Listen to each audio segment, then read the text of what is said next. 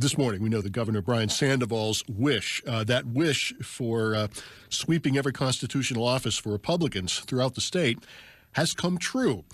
So what does it mean for Nevadans who could see big changes when Republicans take office next year? Can we expect positive change for Nevada's lowest-ranked education system? And the governor's proven he can get a big company to come here with more than $1 billion in tax incentives. But with Republicans in charge, can they do more to create jobs? And as this conversation goes on, we're going to want to hear from you today. But we start our post-election analysis with Steve Sebelius, columnist for the Las Vegas Review-Journal. Steve, welcome back. Thanks. Glad to be here. All right. What did Republicans tap into that Democrats didn't see coming down the track?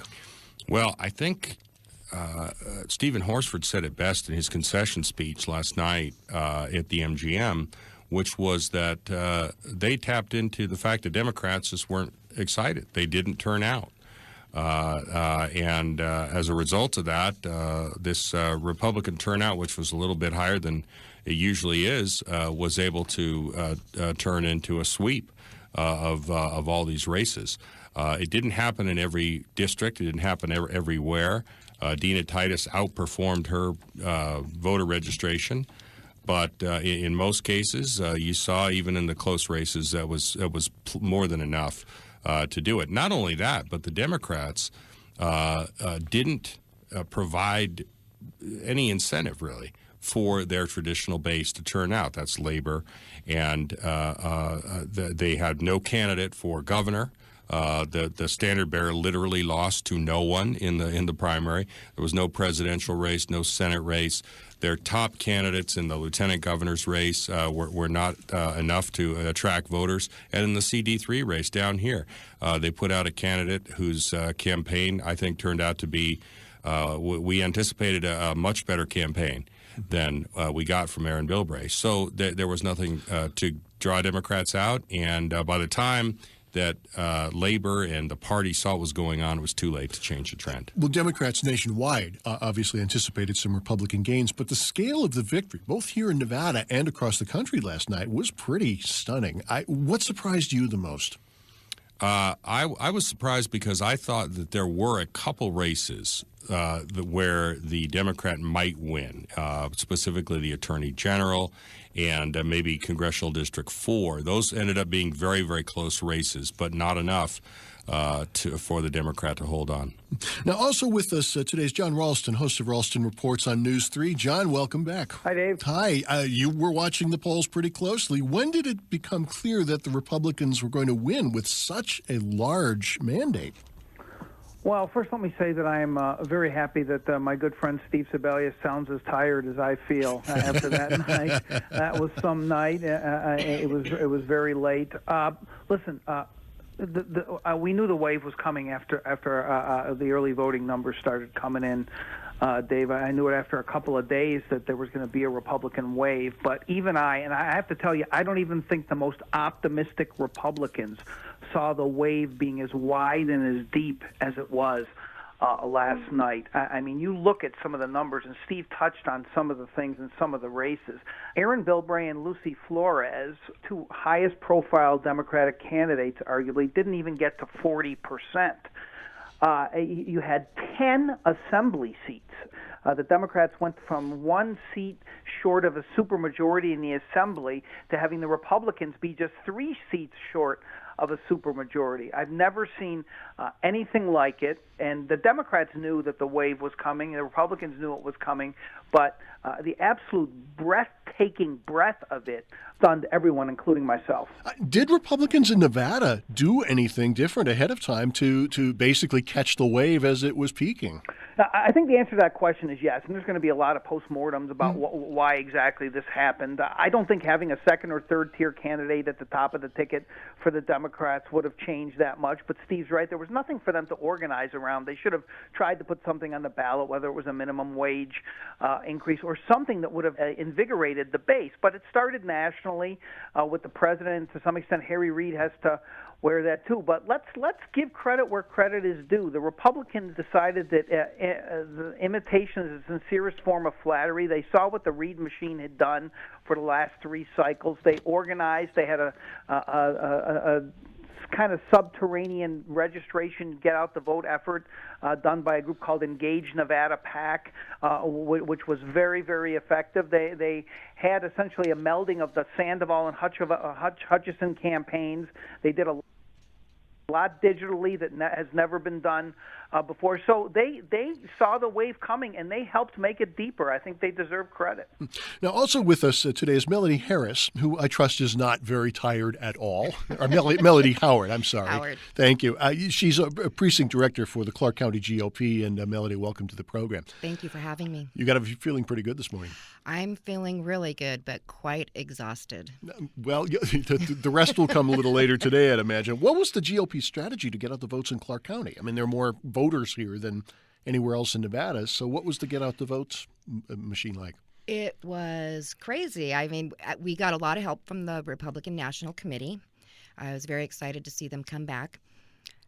And we had, as my job as precinct director was to find volunteers and get people to walk their districts, and they did. And the candidates had volunteers, and they walked their districts, and everybody just worked incredibly hard. And I'm just really, really very proud of both them and for the voters. For Republicans in Nevada, where did the drive originate? I mean, the push. What, assuming that there was anger behind the decision to go to the polls in such large numbers, what were they angry about? Well, Obamacare, of course. I mean, the Affordable Care Act. That was a driving factor for many, but I think they were just tired of sitting at home. I mean, they have been sitting at home for the last 6 years, and they just decided to come out and show their opposition. So during that 6-year period, why were they sitting at home? I mean, it really was a monumental time, and there were a lot of times where higher numbers could have made a big difference. Well, I can't answer why they were sitting at home. I just don't think they were happy with their candidates. Mm-hmm. Republicans generally, if their candidate is not the one that is elected, they just refuse to vote. So when you've got 50% or 40% that stay home, in 2012, 24%, I believe, in Nevada, Republicans did not vote. And it's actually higher this year. It just happens to be more Democrats stayed home this year. With control of our elected and executive branches now Yes. in Republican hands, do you expect changes to come in Nevada? I sure hope so. What kind of changes are you hoping for? Personally, I'd like to see voter ID. I don't believe that there is a lot of voter fraud in Nevada. I really don't believe that. However, with voter ID, that just kind of puts it to rest. It's a huge issue with Republicans because I'll use Cindy Lake's race, for example. I mean, my heart goes out to her. She worked really hard in this campaign, and unfortunately, Mary Beth Scow won. And it's a reality, but I think people are very, very suspicious of the voting machines, and particularly older. Young people are very comfortable with touch screens. Older people, they want buttons. They want something that verifies. And I'm sure there's going to be a lot of talk about the voter machines again. How would voter ID help? I mean, it's been said it would prevent voter fraud, and yet, as you know, instances of voter fraud are really hard to come by. Exactly. I don't know how it would help, but it would put the issue to rest. Would it really? I mean, wouldn't it be possible to say, well, there's a whole, it's akin to me to getting fake driver's licenses when you're 19 or 20 in college. Yeah, I guess that issue probably would come up, but for me, it would definitely put it to rest. Mm-hmm. And I think for the average voter, I think it would put it to rest. So that's one thing. I know that there's a lot of policies there are different, and I can't even tell. I'm so tired. Well, I can't even think of some of the issues, but I mean, there's been a lot of stonewalling in the Assembly and a lot of stonewalling in the Senate, and there were a lot of positions that Governor Sandoval had that never even got to the floor. So at least they'll get a floor vote. We are talking about the midterm elections and what the Republican sweep means for Nevada. And in the course of this conversation, we want to know what you think. If you changed your vote from Democratic in the past to Republican this time around, tell us why. Tell us what led to that decision. If you voted for the margins tax, voted against it, or voted on the other ballot questions as well, tell us how you voted and why. Call us at 702-258-3552. That's 702-258-3552, and you can also write to us at knprnews.org. Steve Sebelius, 3 ballot questions. You have written quite a bit about the margins tax, which was proposed as a vehicle to help fund the state education system. It just absolutely got blown out of the water. It was almost a 4-to-1 rejection. Yeah, 79% to 21%. And that's what happens. It's had an incredible amount of money spent against it. The opponents, I'd say, pretty consistently exaggerated their own research and engaged in putting out things that just simply don't stand up to 2 seconds of scrutiny, but that nonetheless sound good in an ad. But they also built a pretty strong coalition that included, at the end, organized labor, the culinary and the AFL-CIO.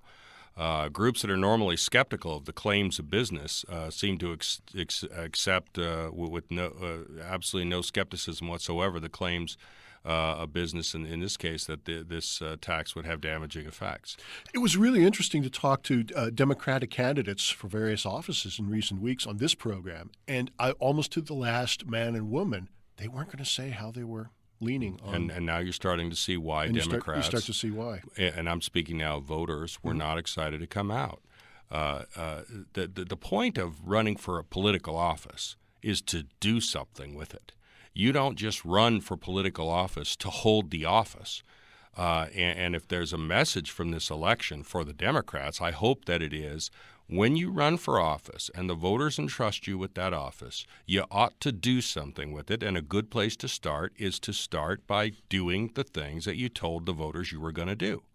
Now, the Democrats can point to some successes that they have had in their tenure in the legislature, but not enough. And when you have an issue of public importance like this margins tax that comes out, you need to take a position. Now, I say some people did. Marilyn Kirkpatrick came out squarely against it. I disagree with her 100%. I think she was absolutely wrong on it, but she at least took a position on it.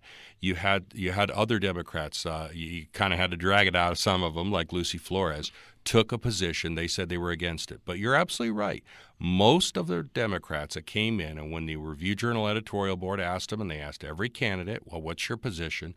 Most of them tried to say, I don't have a position, or I'm not going to take a position, or that's up to the voters to decide, something like that. That is not leadership. That is not leadership. And so you have this this thing which could have been a tool to motivate voters and to get people excited about coming out to the polls, and instead they ran away from it. Now, John Ralston, I'm going to want to ask you about the margin tax in just a couple of moments. But first, we turn to Patrick in Las Vegas, who joins us now. Patrick, thank you for calling, and welcome to the program.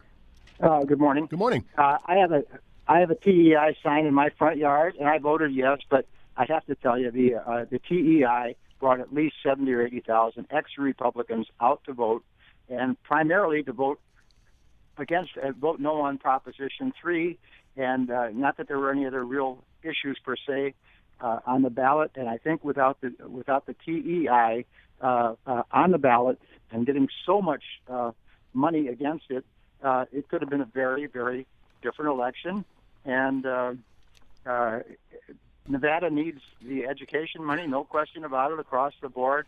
It was kind of disingenuous. I mean, our governor is the attorney general who first diverted education funds from the hotel tax away from education, but he's the big beneficiary now.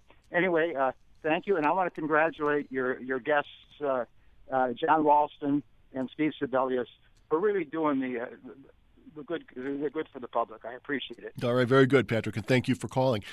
Melanie Howard, did you get a sense of that when you were working on, knocking on doors, ringing doorbells and such about the vote, that the margin tax was something that fired up a lot of Republican voters?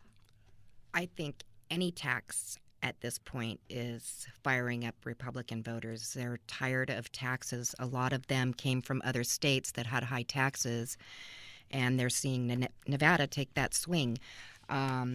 So personally, I think a lot of it was, it was no on 2, which was the mining tax, no on 3.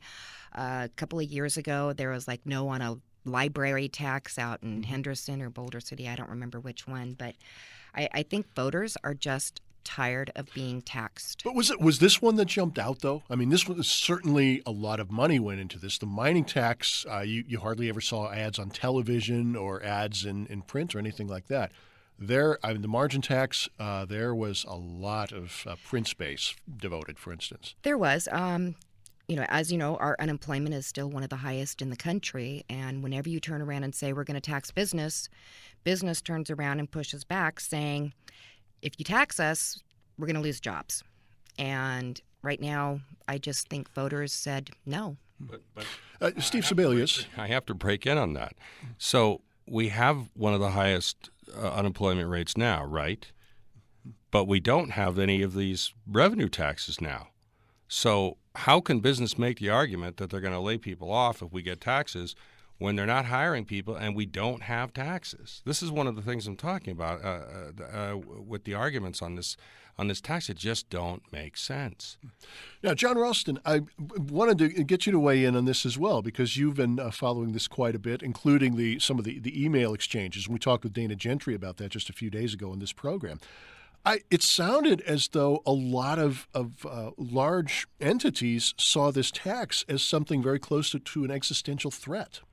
Yeah, they made it sound like a plague of locusts, and blood would be running in the streets, and who knows what else. Listen, I have some problems with the margin tax. I don't think it was that well written. I think that the rate was set a little bit too high. But as Steve said, and I can't emphasize this enough, some of the arguments that were made against this were so over the top and so ridiculously apocalyptic. Most of what was done here was just pure speculation on what would happen. Now, again, it's not the way I would have written the text. I think the overall concept makes sense, and it's been proposed in a different form before. But there is absolutely no doubt that the millions upon millions of dollars spent by the opponents helped drive Republicans, conservatives to the polls.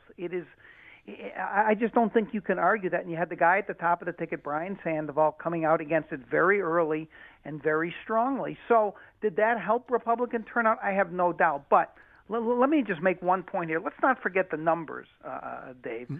Republican turnout was not great. It wasn't. Turnout in Clark County was about 40%, a little bit more. That is 20 points below what it usually is in a midterm election. The story is that the Republicans capitalized on a very, very low, abysmal Democratic turnout, not that they created some incredible Republican turnout. So while I give a lot of credit to the people who ran that operation and how they conducted a multi-platform campaign across the airwaves, on the ground, et cetera, I do think that no one should think that this was some great turnout by either party. The Democrats really cost themselves a lot of races by having one of the worst turnout performances I have seen in a general election in this state's history. What accounts for that lousy turnout? The President Obama's not on the ballot, but what was it about this fall's slate that rendered Democratic Party operatives unable to get supporters to the polls? Well, what were they going to turn out for? If you add on if you start with the national overlay of being a bad year for Democrats anyhow, with the president's numbers being in the tank, with Harry Reid's numbers being in the tank, with dissatisfaction with what's going on in Washington, especially the way the Senate and the White House have conducted themselves, then look at what happened here. Again, what were the Democrats here supposed to turn out for? I think if you put Tig Segerblom or a Pat Spearman or some second or third tier candidate at the top, that wasn't the answer. That would not have generated turnout. But you had the Democrats running or being pathetic cowards away from the margin tax, and did not come up with any kind of alternative to put on the ballot. And I still believe this all started back in the legislature when their abysmal leadership in not embracing a mining tax that Michael Roberson, a Republican, and 5 others, including Mark Hutchison, the new lieutenant governor, who seems to have developed convenient amnesia that he was ever part of that, they brought this on themselves. Lucy Flores was never going to get enough money to compete with Mark Hutchison. So look at what you have developing there. Harry Reid had to try to hold on to the U.S. Senate, so he was to some extent distracted. So again, you always knew this wave was going to come. As I said, though, Dave, I don't think anybody, including the most optimistic Republican operatives, thought there would be a statewide sweep of constitutional offices and 10 assembly seats changing hands. Now, a few days ago, we spoke with R&R Partners CEO Billy Vasiliadis about the idea that Harry Reid was too preoccupied with national races and that as a result, he didn't bring in enough resources for the Get Out the Vote efforts in Nevada, and Vasiliadis disputed that idea. Reid's an amazing multitasker, and I think there's been some, I guess, myth that he's so focused on the U.S. Senate races that he's not paying attention to Nevada, and that's just not true.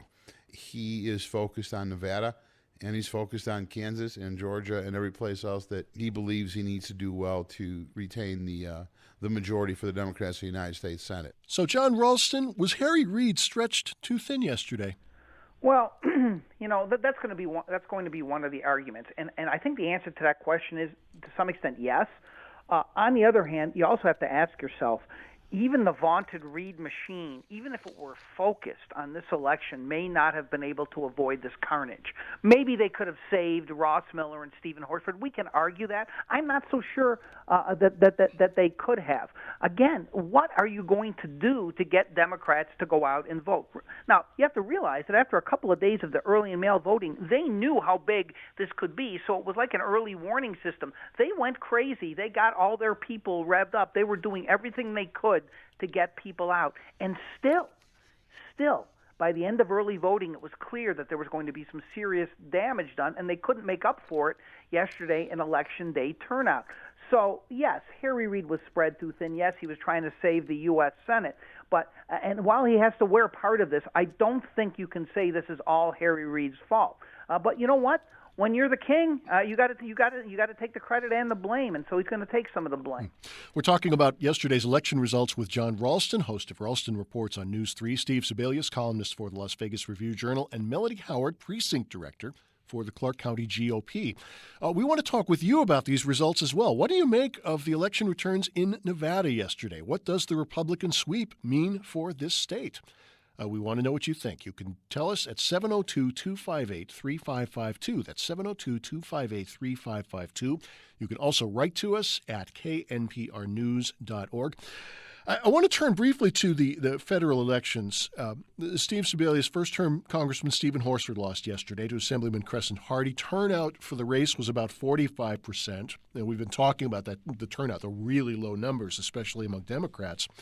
Which I guess leads to the question, should the Democratic Party have tried to run a viable candidate for governor, at least as a way to draw a few more voters to the polls?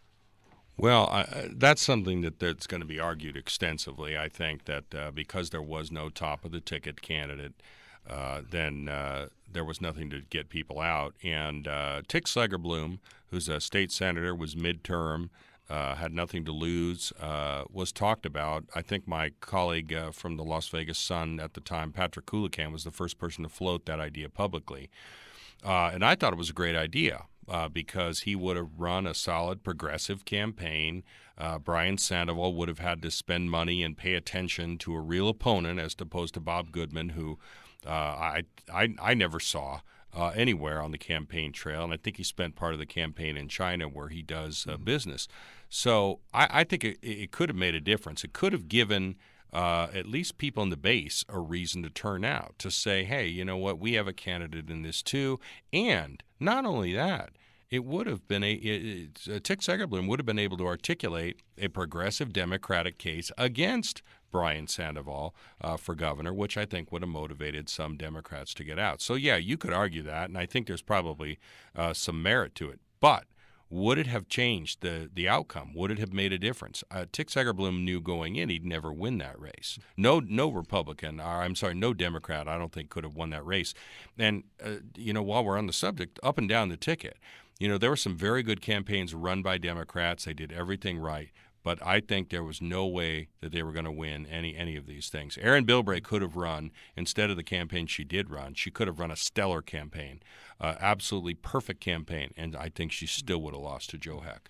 Our number is 702-258-3552. That's 702-258-3552. Mike in Henderson is with us now. Mike, thanks for calling and welcome to the program. Oh, thanks a lot. Enjoy the show. Thank you.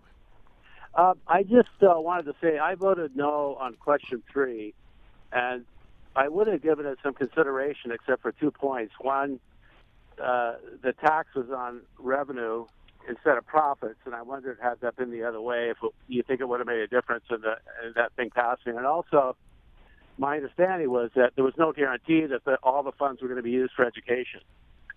So those were 2 big reservations. And Steve Sebelius, I'm sure you heard that a lot across the course of the campain. Well, I'll take. Thanks a lot. I'll just listen to the comments. Okay, very good, Mike. Thank you for calling. Well, Mike, I will take those in reverse order.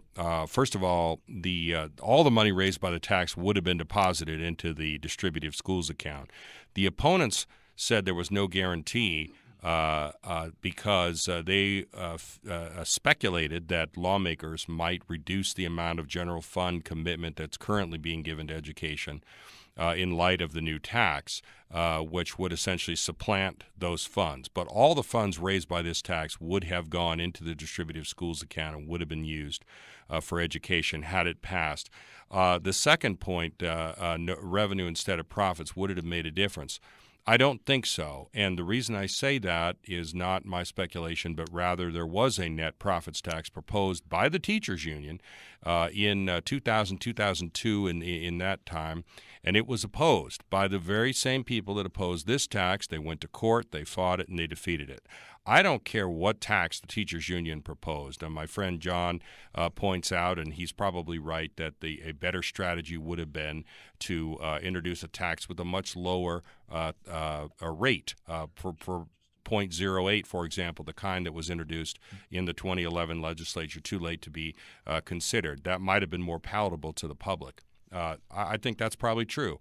But the point is this: no matter what tax you introduced, whether it's a gross receipts tax, a net profits tax, a corporate income tax of some kind, any tax, no matter what tax you introduced, it would have been opposed by business. That's not me speculating. That is history. They have opposed every single tax. So I don't care what tax they would have proposed. They would have opposed it, and they would have found some technical problems with how it was implemented and argued the same vociferous apocalyptic language that they used for this one. So, John Ralston, could something like a lower rate, as you had discussed some time ago, have overcome history in Nevada, the history of resistance to taxes?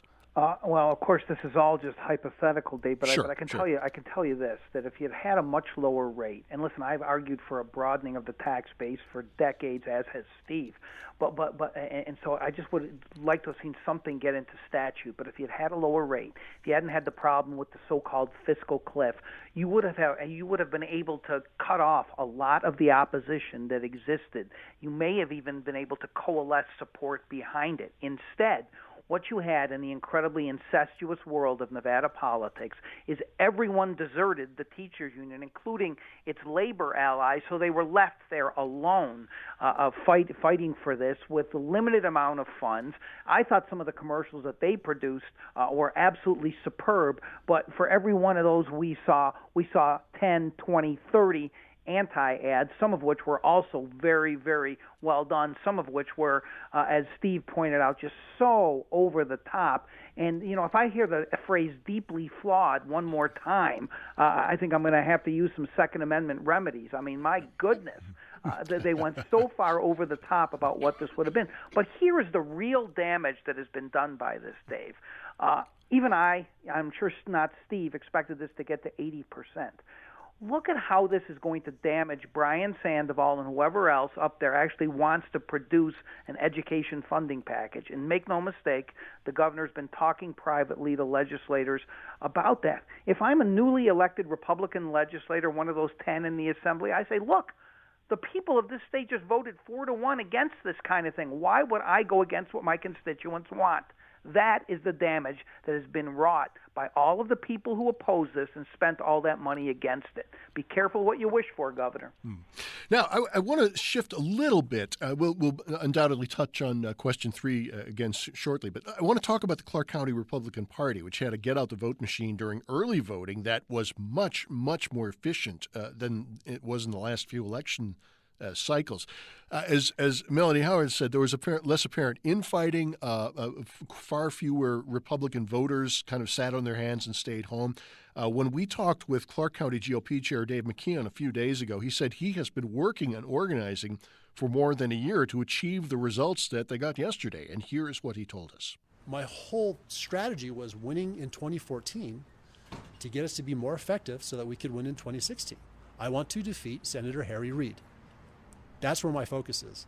And if he doesn't run, great. But you know what?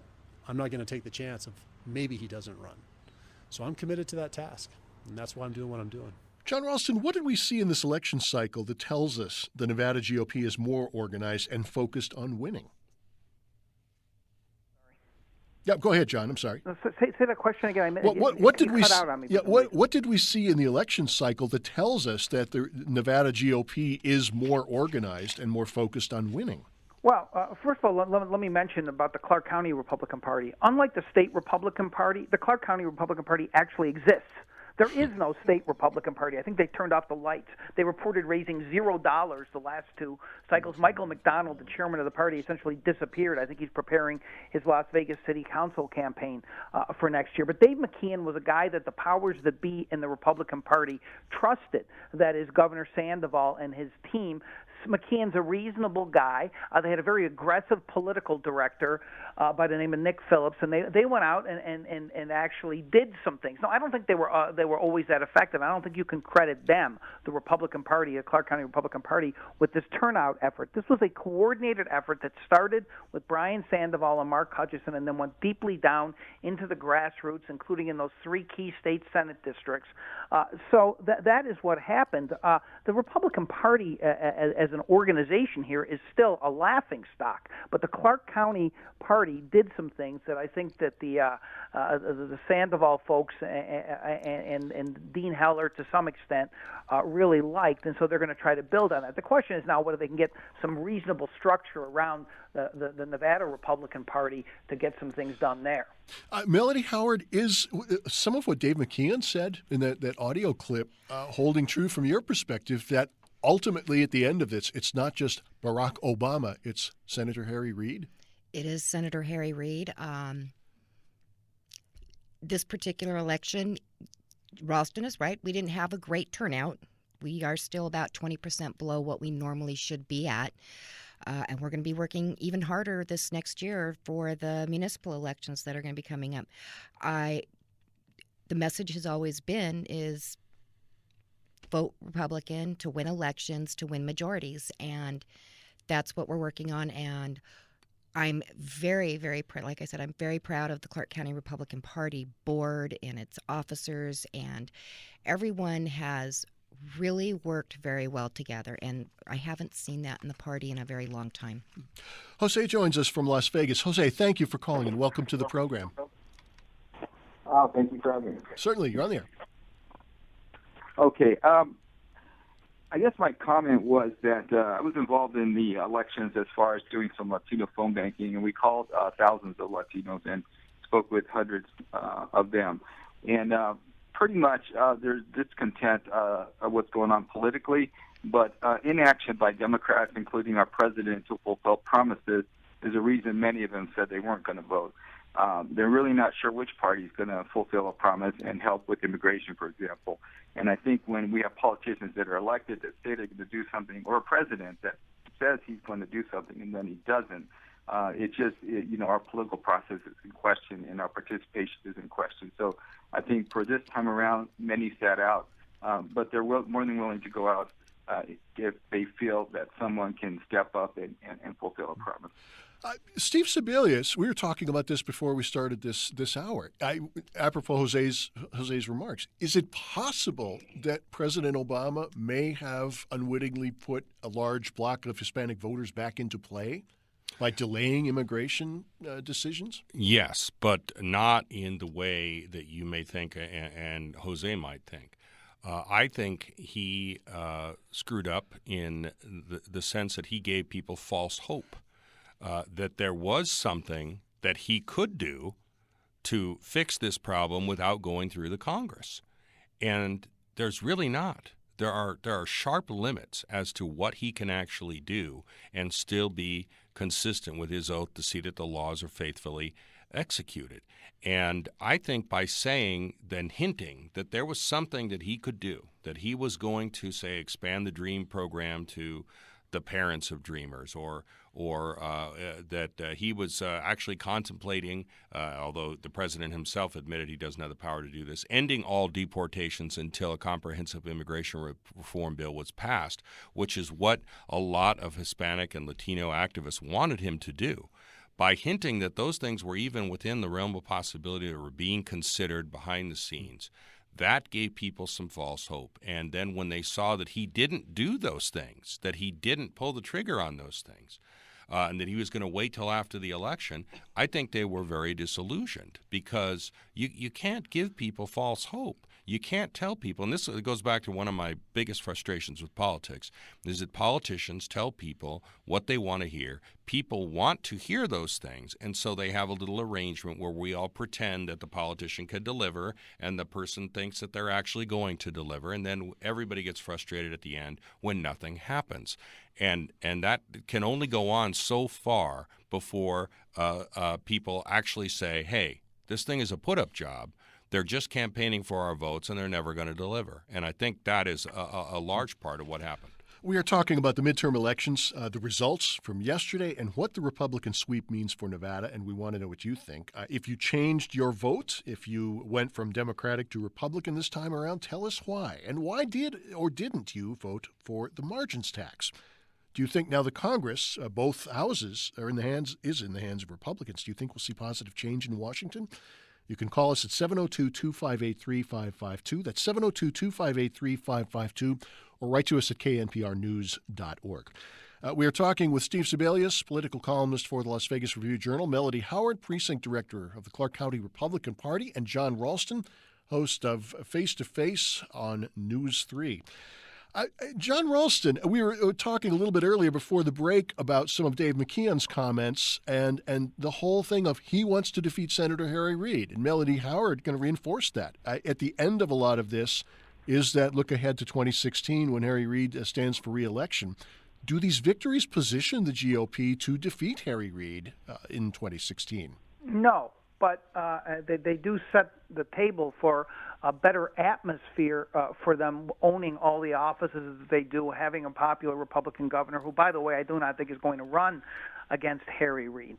But 2016 is going to be a very, very different year. It's a presidential year. Turnout is going to be much, much higher. The Reid machine will be back, assuming he runs.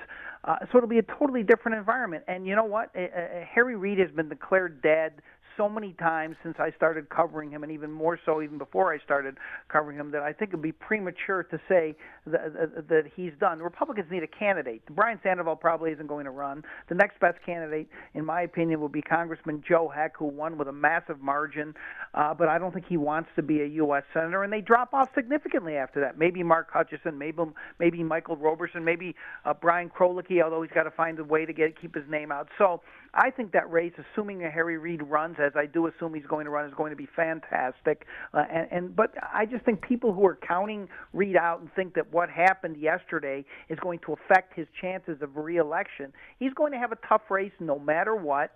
The state still has a 60,000 Democratic registration edge. The Republicans showed a lot, though, in 2014 that Reid is going to have to reckon with in terms of their maturity, their ability to do things that they had never done before. But I can tell you that underestimating Harry Reid is a fool's errand. All right, John, let's fast forward to next February when the new legislature convenes. What bills do you think we're going to see? And do you think there could be any related to something like education reform? Yeah, there will be, I think. Now, listen, I think that Brian Sandoval wants to do education reform. I think he wants to do a lot. He is now the dominant figure on the state's political scene. He can essentially propose almost anything, and it will be embraced. However, he's going to have to be careful. He was working, as I said, with soon-to-be ex-Speaker Marilyn Kirkpatrick on some tax plans with Michael Roberson, who also had developed a great relationship with Marilyn Kirkpatrick. She's no longer the Speaker. So with Pat Hickey as the Speaker, with Michael Roberson as the Majority Leader, with caucus now in the Assembly, that is dramatically more conservative, that, again, I think is going to be affected by what happened with the margin tax. It's going to be difficult. So this is going to be a fascinating session, Dave, in the sense that I think Sandoval really wants to do some education reform along the lines of what his hero Jeb Bush has done in Florida, but he also wants to put more money into education, and I think part of his legacy, I think he'd like to have an ongoing funding stream, and a lot of his supporters, including in the gaming industry, would like to see that happen too, both for altruistic and selfish purposes. So I think all of that is in the works. I think, though, it is made much more difficult by what happened yesterday in the Assembly. Melanie Howard, what kind of bills do you think we will see come next February when the legislature gathers? I do believe education is definitely going to be on the table. There's a lot of people, some of the people who got elected, I know, are going to support vouchers. I don't know that will pass. But education, we are last in the country almost. And I don't believe that's because of our teachers. I believe that's because, particularly in Clark County, it's very transient. I mean, people move a lot. Kids are moving around a lot. It's not the school district's fault. I've met excellent teachers, but I don't think we'll ever be able to overcome some of the negatives that we have in education. So it'll be interesting. I mean, if you get more charter schools, more vouchers, more programs, I fully support Governor Sandoval and Senator Roberson in their the English second language programs that they've brought into the schools. I think that was an excellent idea. I fully support that. I know a lot of Republicans don't. But if we can't bring kids up to the standard of education, like in first grade, second grade, third grade, it's going to be tough. So it's tough for the teachers. It's tough for the other students. So I believe that definitely education is going to have some serious differences. Steve Sebelius, is this going to be a hard assembly session for educators next year? I mean, if you're looking at education reform and in light of the failure of Question 3 and other things. Well, first of all, vouchers will never pass. That requires a constitutional amendment, and there's a very good constitutional provision in place that prevents those from being implemented. And I think it makes a lot of sense to leave that constitutional provision undisturbed. You're going to see a lot of pent-up legislation that the Republicans have never been able to really get seriously introduced. You're going to see construction defect reform. You're going to see PERS reforms that never really been seriously considered. You're going to see maybe arbitration reform for public employees, which has lagged for a long time. You will probably see more charter school opportunity scholarship type legislation under the guise of education reform. But I would caution us, when we look at those things, to remember that anything that takes money out of the school system is going to hurt an already suffering system. There's no question, because everybody agrees, including the governor, that there is not enough money in the education system now. But to your latter part of your question, Dave, I think it's very important. What John said earlier is absolutely true, and I've been warning about this for the entire campaign against the education initiative, and that is this. You're going to have lawmakers now who say nearly 80% of the people in this state came out against a business revenue tax. So I am not going to vote for any plan that has a business revenue tax. As a result of that, whatever tax plan that comes out, if it does not include that component, it is not going to be an adequate tax plan. It is going to be what Nevada has always done in the past, which is cobble together this Frankensteinian package of little taxes here and there, and then reanimate it every 2 years when it starts to falter. And so I'm afraid that the stark choice that I laid out for voters as best I could in my columns, which is between a new direction for education and the status quo, I'm afraid the status quo is going to win. I hope I'm wrong, and I hope Sandoval and the new Republican majorities come up with something. I think that would be an excellent historical irony, and I'm prepared to give them full credit if they are able to pull something off that's an adequate approach to this issue. I just fear, because of history and my innate cynicism, that is not going to happen. Now, let's get a sense of what some listeners think about this as well. John joins us from Las Vegas. John, thank you very much for calling, and welcome to the program. Yes, hi. Thanks so much for taking my call. Certainly. I really enjoy your program. Thank you. My point is this. I followed Ballot Measure 3 very closely. I'm an avid reader of some of the Las Vegas weeklies, including Las Vegas Weekly Sunday and 7 Magazine, and they all did not support Ballot Measure 3. And these are papers that are staunchly and openly liberal. In fact, out of maybe 40 or 50 candidates, they endorsed maybe 2 or 3 Republicans. So I think I like to get the sense of the panel of why this happened. You have this very liberal media, but unfortunately they didn't support this measure. So I'll take the question off the air. Okay, very good. Thank you, John. Steve Sebelius? John, thanks for your question, and thanks for listening to the show. I appreciate it. The answer to your question is that the Sunday and the Las Vegas Weekly are products of the Greenspun Media Group. And the Greenspun Media Group's owner, Brian Greenspun, came out quite squarely against this because he doesn't believe that it was a good tax. Mr. Greenspun has recently been appointed to the board of Barrick Mining. Barrick Mining was part of the coalition against the margins tax. So don't let the publications fool you. What passes for the liberal media in our town, the Las Vegas Sun and the Las Vegas Sunday and the Las Vegas Weekly, are not exactly as they may seem. If the late and unlamented Las Vegas City Life were around, I was once the editor of that publication. I can assure you, you would have seen a progressive take on this issue. Vegas 7 is an independent publication, but its owners have other business interests besides publishing. They have some bars downtown, for example, in the downtown entertainment district, and they would have been affected by this tax. So I think that you saw them and the Review-Journal come out against this tax for the pure reason of they are businesses and they did not want to pay this tax, much like all of the other businesses that were part of the coalition against it. So those things are easily explained, and when your own bottom line is on the line, it's remarkable how even what you would normally assume would be a liberal publication starts sounding a lot more conservative. John Ralston, is that something? I mean, is there something to that, to what Steve is saying? The idea that there's some self-interest and it's not as liberal as we might think? Yeah, of course he's right, and I'm lucky I'm so tired, or this rant would probably be even worse. Dave, first of all, let me say, and I mean this sincerely, Steve's a friend of mine, but I really did admire him throughout this entire election season. He was one of the voices of purity, standing up for the margin tax, calling out the opponents. He was much better than any Democrat out there who ran away from this, and much better than the media.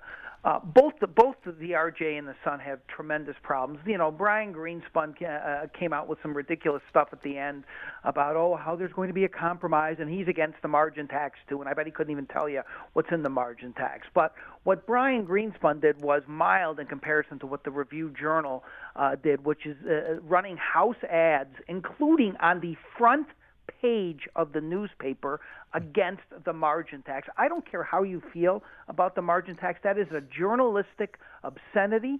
They got called out by a national watchdog. They should have been called out worse. They wrote editorial after editorial repeating talking points. Again, you can be against this tax, but the fury with which the RJ went after this, and they're willing to compromise its ethics, whatever they are, to do what they did to try to defeat this is absolutely outrageous. It's an embarrassment to the media. Now, John, forgive me, but we're up against the clock, and I have a feeling that may be a subject we tackle on another